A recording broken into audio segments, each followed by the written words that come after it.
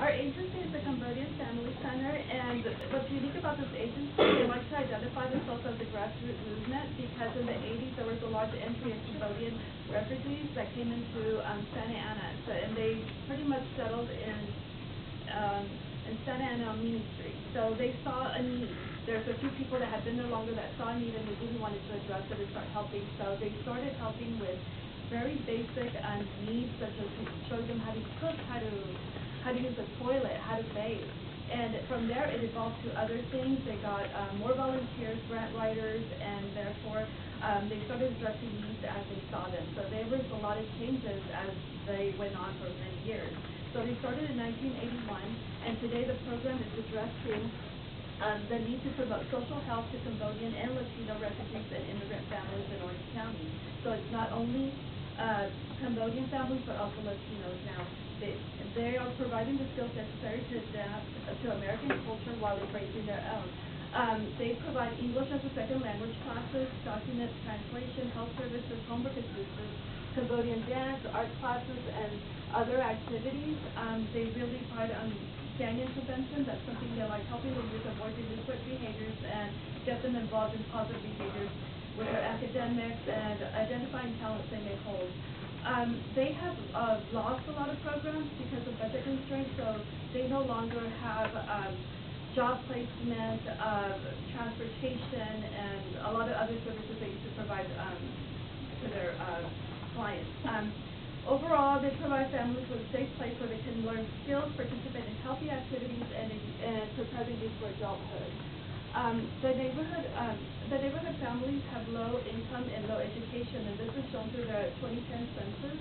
And basically, the 2010 census showed that they have low English, low-paying jobs, low education, and high school dropout rates, and for the Latino and Cambodian families in Santa Ana, and also showed high crime rates.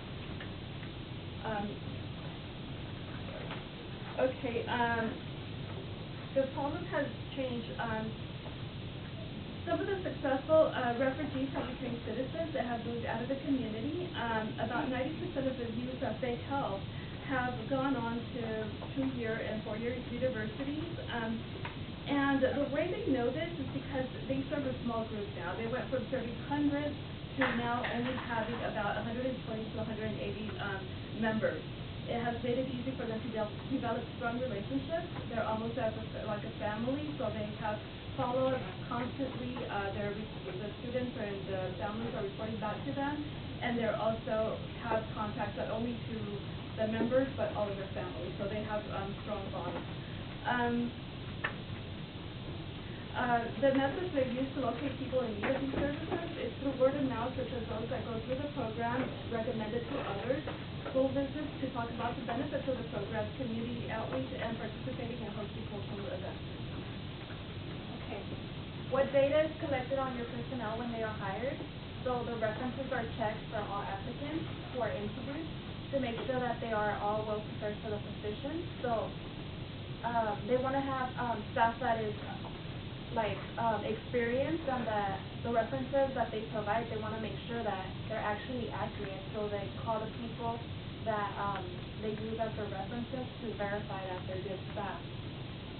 Those who work with youth are also fingerprinted and their background is checked. They also check legal status, dress for personnel, and by whom? The agency staff and the State Department of Justice. So that's who checks the data. What evidence do you have of staff skills and qualifications? So they check resumes to verify that their experience applies to the position that they are seeking. And the staff work at the Cambodian family is also supervised to make sure that they are providing the services to everyone as they plan. They also observe everything and document everything recorded and kept on file. And what's great about their agency is that the staff often play more than one role in their agency, so that allows them to save money as well. What information is collected on your volunteers? Volunteers who work with children, of course, have to pass the background check and then fill out the application and go through that process. The benefits of being a volunteer is that they don't check legal status, and I think that's important in this agency because there are a lot of immigrants, and sometimes the parents want to volunteer as well when their children, get out of the agency or graduate or advance. And how often is this data collected? At the time of hire and periodically renewed to verify that the clients get the best service, so they have to check it periodically to make sure that everything's still the same and the clients can get the best service possible. So how is this data managed? All data on volunteers and staff are indexed and kept in locked cabinets, ordered alphabetically. What trainings do staff and volunteers receive from the agency? Staff participate in trainings that relate to their programs during the year. This helps the staff be continually educated, so they have to take continuing education, such as workshops or participate in other activities that can enhance their qualifications. So how often? Frequency of training varies from a few to several times a year. And how is this active?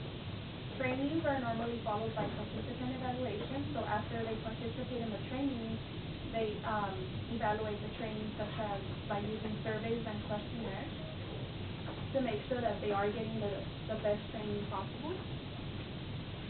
How do you monitor staff performance? Program supervisors are responsible for evaluating the performance of their staff.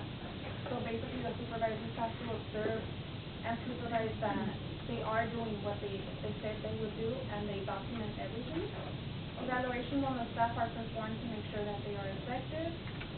And then another thing that's important about their staff is that over the years, many of their staff have received recognitions and awards, such as their director received in 2010 the Peace Award, which I thought was important and shows how much that agency really cares about their participants. And how do you know that the appropriate clients are receiving the services? So in order to participate in this agency, you have to go through the eligibility requirements. So they need to provide the documentation to verify that they're eligible for the program. They mainly target immigrants from all cultures, not just Latinos and Cambodians, but that's mostly the population that they have at their agency right now. But they did emphasize that they are multicultural and want them to assimilate, but still keep their culture and embrace it. What data indicates that the activities the agency is doing are actually being conducted by your staff and are being done at the level and duration specified in your proposal? So they include sign-in sheets, client participation logs. They have photographs of activities everywhere. We got a tour and there was just so many photographs of different participants and what they've done over the years, even from the very first activity. So I thought that was great. And they have client letters of support, documentation of outcomes such as report cards, college enrollment documents, diplomas, certification from career completion, pay stubs. So they have a lot of different documentation showing that their program is effective and that the participants do get what they want from this agency. Okay, so what client outcomes do you measure? The class progression is measured by the graduation, their employment, their ability to stick to their job, their physical health, progression in the English language, and avoidance of violence and delinquent behaviors. How often is this measured? Typically when the outcomes are reached, so whenever they graduate or they're able to maintain their job or stay out of trouble, that's how they're measured. What instruments, methods do you use? This program intends to document and sign files. What standards do you consider a success? Every program has its own measures of success. Overall, they use indicators of science, growth, and empowerment. What data do you use to evaluate your program's overall effectiveness? They receive reports on their long-term success of their participating clients. the knowledge and understanding of their problem through the program, to the participants gain knowledge. They engage in community activities more and more throughout the years. Participants are also many times come back and they volunteer themselves, or they intern there after they graduate. So how is this measured? Knowledge is typically measured through pre and post tests. Do participants change their behavior or beliefs through the program? Yes, they can change their behavior and beliefs. How is this measured? Changing behavior and belief are measured through questionnaires, objectives, physical measures, follow-ups, and self-reports. So it's also like often it's also measured when they come back and they volunteer themselves. They also provided like feedback for them and how the program really helped them accomplish it. What methods do you use to determine whether your program operates or cost-effective compared to similar programs? They compare our program to cost and projected outcomes of funded proposals by their organizations, and most of their services are free. And some of the times that they do cost them, it's up to $25, and it always goes back to them if they use that money to buy their supplies needed for the classrooms or things like that. What are the benefits of this program to stakeholders other than any clients and their families? Basically, what they wanted to try to do is to build a strong community and also gain more skilled workforce with less time and poverty.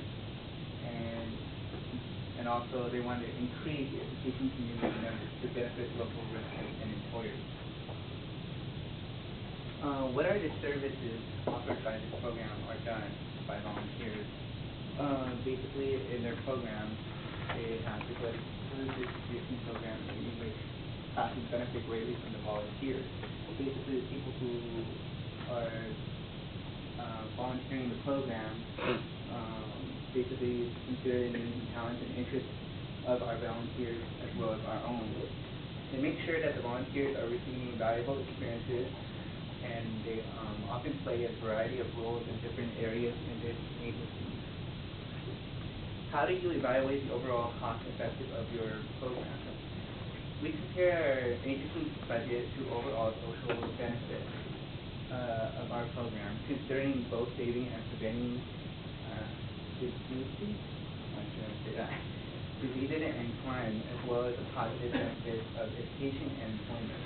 There is no price to a community that has well-prepared community members and who will ultimately help improve our society. Are there any portions of your services under revise? Most of the services we have like waiting lists and staff time fully accommodated, but still have some complexity for expansions of service, such as office space, parking, and other resources. And how do you assess this? They continually monitor the resources. Location optimal for clients' access. Where they are located in Orange County, near major freeways, which is a good thing. There's also buses routes for those who need transportation to get access. And also there's walking distance for large populations. How was this evaluated? Well, they were familiar with the surrounding community and helped their participants understand their agency. Surveys has revealed that participants are happy and our local locations and word of mouth. What methods do you use to determine effectiveness specific program activities? What they do is they report the clients, funding, and community partners, staff, clients and family members, employers, and others. Pre-post tests and questionnaires, surveys, completion, follow-up, long-term accomplishments, and participants, and signing sheets and enrolled. So these are the things that we use to make sure the program is effective. Okay, so strength. Consistency is better directly to the agency does not check the legal status of making it a safe place for clients. They have great resources and great records of keeping and following up, such as phone numbers, family members, addresses, and relationships. Okay, now the weaknesses. The agency has been affected by the economy, reducing funding, and has lost programs. The staff went from 30 to 9. They have poor marketing and website due to not having a website designer, and often has not been updated. And also they had a situation due to relocation. Clients have lost because of transportation issues, and the agency has poor measurements, data, tools, and actual numbers. They're missing a lot of like quantified data, you know, they just have like a lot of like what they observe and Right. Observation and relationships, but they really provided the part numbers. And that's a real weakness. So if you get to go work for them one day, you're going to want to say, hey, let's get some data and tighten this thing up, right? But what I loved about them was their follow-up with their clients, their participants. Like they have pictures everywhere. They can like, tell you the names. They know from all their 100